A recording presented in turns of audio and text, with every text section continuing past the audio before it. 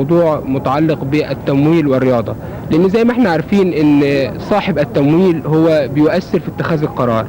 هل نقدر نقول إن في اتجاه من جهاز الرياضة لدعم فكرة التمويل الأهلي للعمليات الرياضية؟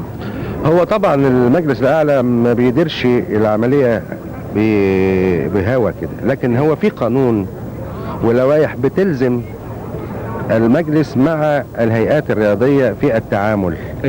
التمويل هو النهاردة بالنسبة لدولتنا وأكثر الدول اللي هي في المجال الثالث، التمويل بيبقى تمويل أكبره حكومي، لأن ما فيش صعوبة قوي التمويل اللي هو الأهلي. في مساهمات أهلية بتحدها برضه في القانون مواد ازاي انت تساهم واحنا بنقبل ازاي وازاي احنا بنوافق عليها، لكن ما فيش تمويل اهلي كامل. يا ريت بنوصل ان احنا نمول الرياضه تمويل اهلي، نطمح او نأمل يبقى في تمويل اهلي للرياضه. يا ريت ان كل الناس تمول، ولكن لسه ما وصلناش احنا لهذا الوضع اللي يخلي الحكومه تشيل ايديها من اي تمويل. يا ريت، لكن النهارده حتى الدخل، حتى كل التلفزيون، المجلس، الجهاز، كل التمويل النهارده اصبح تمويل اهلي بمساهمات خفيفه جدا ما تقدرش تغطي طلبات ورغبات الابطال اللي بنطلعها او اللجنه الاولمبيه والاتحادات الرياضيه. نقول امال واحلام الاستاذ عبد المنعم وهبه رئيس جهاز الرياضه للرياضه المصريه ونحن على اعتاب القرن ال21.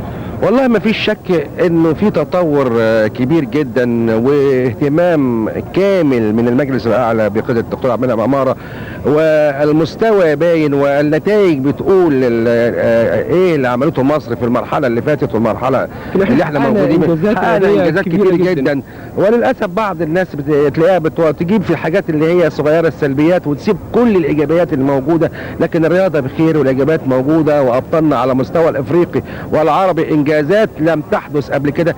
حتى في المنشآت النهارده عندنا منشآت بشكل لم في دول كتير قوي كبيره ما عندهاش هذه المنشآت. يمكن فعلا الطفره الحقيقيه حاليا في الكم الهائل من المنشآت اللي انشاها المجلس الاعلى للشباب والرياضه، واخيرا مستشفى الطب الرياضي اللي بتنشأ في استاد القاهره اللي بتعتبر صرح بيضاف الى المنشآت الرياضيه الكبيره اللي موجوده في مصر. يمكن اقدر اقول ومش هتجنى ان مصر يمكنها ان تقيم لجنه دوره اولمبيه في الدورات اللي بتختارها الدول. ممكن مصر تقيم هذه الدوره الاولمبيه العظيمه دي بامكانياتها وبرجالها بمنشآتها. حلوه اللمه حلوه اللمه حلوه حلوه حلوه حلوه اللمه حلوه اللمه حلوه حلوه حلوه حلوه اللمه دي حاجه تفرح، حلوه اللمه دي حاجه تفرح، جمع قلوب وتلاقي ايادي. استاذ الدكتور محمد حسن علاوي، اهلا بحضرتك معنا. اهلا وسهلا. يا ريت تكلمنا حضرتك عن انطباعك عن هذا المؤتمر. هو الحقيقه كليه التربيه الرياضيه بالهرم يعني تعتبر من الكليات العريقه، او هي الكليه الام لكل كليات التربيه الرياضيه بالوطن العربي. هي اساسا بتهتم جدا باقامه المؤتمرات، وهذه المؤتمرات بتتناول العديد من الموضوعات الحيويه الهامه، وهذه الموضوعات الحيويه الهامه بتصفر عن تطبيقات بنطبقها في الواقع العملي. فالمؤتمر الحالي بيتناول مشكله التنميه البشريه واقتصاديات الرياضه، لأن الرياضة من الأهمية بمكان سواء للتنمية البشرية ومن الأهمية بمكان للعامل الاقتصادي. الأستاذ الدكتور إسماعيل حامد، على هامش المؤتمر الدولي العلمي الذي تنظمه كلية التربية الرياضية سوف تعقد الجمعية التأسيسية للاتحاد العربي لكليات التربية الرياضية. ماذا، وهذا طبعا تأكيد على الدور الريادي لكلية التربية الرياضية في المنطقة العربية، ما هو العائد من هذا الاتحاد على التربية الرياضية كمهنة والرياضة كصناعة؟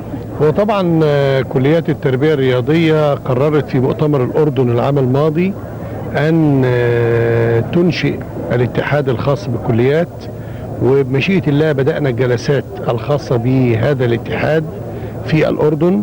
وعلى جانب المؤتمر أو في أنشطة متوازية لهذا المؤتمر ينعقد يعتبر أول جمعية عمومية للكليات التربية الرياضية في الوطن العربي، وبمشيئة الله سيتم تشكيل الاتحاد في هذا المؤتمر. وطبعا هيبقى فيه تبادل بحوث علمية ومؤلفات في الوطن العربي، وأيضا الاستفادة القصوى من العلماء في الوطن العربي، بمعنى أنه لو كانت هناك كلية تتميز بنوع معين من الأبحاث ولديها إمكانات في المعامل تخدم مجال معين من الأبحاث، ستنطلق من هذه الكلية الاستفادة إلى جميع كليات التربية الرياضية وأقسامها في الوطن العربي، سواء كان من السادة العلماء أو من البحوث المقامة أو من الأنشطة اللي تتميز بها بعض الكليات عن الكليات الأخرى. وخاصة احنا نعرف أن النهاردة والحمد لله في مصر لوحدها في عندنا 13 كلية للتربية الرياضية، وايضا في الدول العربيه بدا عدد لكن كبير. احنا هنا في كليه التربيه الرياضيه الكليه الام طبعا هنا الكليه الام طبعا، وفي نفس الوقت بقى في عدد كبير، تواجد الان عدد كبير من كليات التربيه الرياضيه في الوطن العربي، وده هيكون مكسب كبير ان يقام مثل هذا الاتحاد لخدمه كليات التربيه الرياضيه والباحثين والدارسين في هذه الكليات من طلاب مرحله البكالوريوس وطلاب الدراسات العليا. الأستاذ الدكتور حسن مصطفى سكرتير عام اللجنة الأولمبية المصرية، واللجنة الأولمبية المصرية هي الجهة الأهلية المسؤولة عن الرياضة في مصر. كليات التربية الرياضية بتنظم الكثير من المؤتمرات العلمية، من هذه المؤتمرات بتخرج توصيات. كيف يمكن الاستفادة من هذه التوصيات في مجال التطبيق الفعلي لنؤكد على أن اللجنة الأولمبية وكلية التربية الرياضية تعمل على تضييق الفجوة بين النظرية والتطبيق؟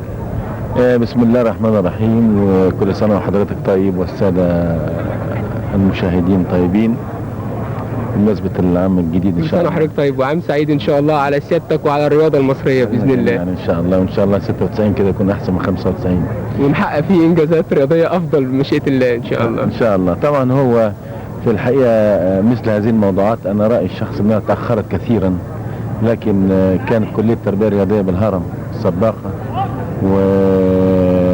وبدأت تخش هذا المضمار، لأن كانت في الماضي يعني الماضي القريب يعني كان العلاقة يعني مقطوعة تماما بين الجزء النظري والجزء العملي، وطبعا الاثنين بيكملوا بعض، وده يعني شق مهم جدا واساسي لتطوير الرياضة المصرية، من منطلق ان احنا شايف ان تأخر الرياضة في خلال المرحلة الماضية هو نتيجة بعد الرياضة عن الاسلوب العلمي في الاعداد واعداد ابطالنا في المحافل واللقاءات الدولية. لكن انا شايف بالاسلوب اللي احنا ماشيين بيه الان هو الاستفادة من كل الابحاث ومن كل النظريات، سواء اللي موجودة هنا او اللي بتجينا من الخارج، ايضا من خلال اتصالاتنا بكليات التربية الرياضية سواء في الدول الاوروبية او امريكا او هنا كليات التربية الرياضية الهرم او الاسكندرية او باقي الكليات على مستوى الجمهورية. وده طبعا جزء مهم جدا لان احنا افتقدناه فترة كبيرة، وكانت الرياضة قبل كده بتدار باسلوب يعني بعيدا عن الاسلوب العلمي. لكن انا شايف ان شاء الله احنا بدأنا يبقى فيه اتصالات مباشرة في وجود السادة العمداء اللي موجودين في كلية التربية الرياضية، خصوصا الدكتور كمال درويش باعتبار كلية التربية الرياضية اللي بتقيم هذا المؤتمر والكلية الام. فانا شايف ان شاء الله كده هيبقى فيه، او احنا بدأنا اوريدي كلجنة أولمبية ان احنا نستفيد من كل الابحاث وكل النظريات اللي موجودة في اعداد ابطالنا بالاسلوب العلمي. حلوة اللمة حلوة اللمة حلوة حلوة حلوة حلوة اللمة حلوة اللمة حلوة حلوة حلوة. الأستاذ الدكتور سليمان إبراهيم، الأستاذ بكلية التربية الرياضية. كلية التربية الرياضية للبنين بالهرم نظمت الكثير والكثير من المؤتمرات العلمية، لكن هذا المؤتمر بيتميز بطابع خاص. ما هي خصوصية هذا المؤتمر؟ خصوصية هذا المؤتمر على أساس أنها بنتكلم عن اقتصادات الرياضة والتنمية البشرية. في الحقيقة احنا بالنسبة لمصر بالذات يعني ما بتستغلش الرياضة الاستغلال الأمثل. يعني زي ما احنا لأن ربنا مثلا يعني بيدينا جو جميل جدا، وبعدين النهارده بالنسبة للملاعب اللي أنشئت بالنسبة لكل المحافظات، لأن أصبح في عندنا أماكن ممكن أوي نستثمرها فعلا للتنمية البشرية. ومنها ممكن برضو بيعود اقتصاداتها او اقتصاد تبدا السياحه وتبدا السياحه الرياضيه وكل الحاجات دي كلها نقدر ان احنا على طول نستثمر منها حاجات كثيره جدا للبلد. وده الحقيقه اللي هو المؤتمر سعى اليه، وان هو بيطرق هذه المجالات عشان خاطر يطلع بتوصياته ويقدر يرفعها للجهات المسؤوله عشان خاطر نقدر نعمل حاجه لبلدنا فعلا. الاستاذ الدكتور أدري مرسي رئيس قسم الالعاب بكليه التربيه الرياضيه والاستاذ بالكليه، اهلا بحضرتك معنا في المؤتمر العلمي الذي تنظمه الكليه. اهلا بيك. دكتور، في ندوه مهمه جدا في هذا المؤتمر عن اقتصاديات التدريب، يا ريت حضرتك تكلمنا عن هذه الندوه ومجالات البحث فيها.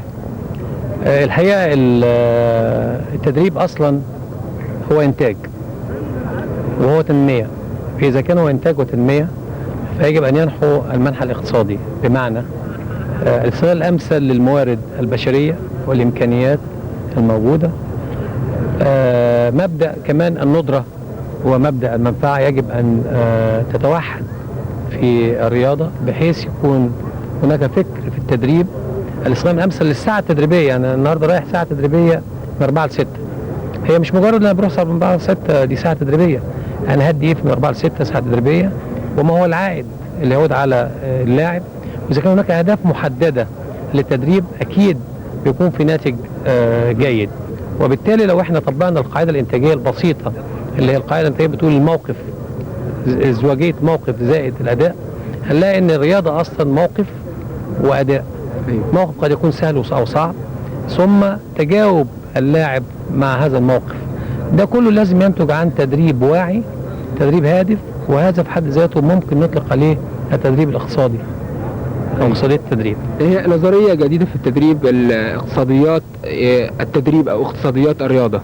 هو الحقيقه ما نقدرش نقول نظريه جديده، لكن ممكن نقول استخدام النظريات الحديثه في الاقتصاد او نظريات الاقتصاد. النظريات الحديثه القديمه في التدريب في ظل مفهوم اقتصادي جديد. بالظبط. وعمليه التوائم بين النظريات الاقتصاديه والتدريب الرياضي من حيث مبادئه.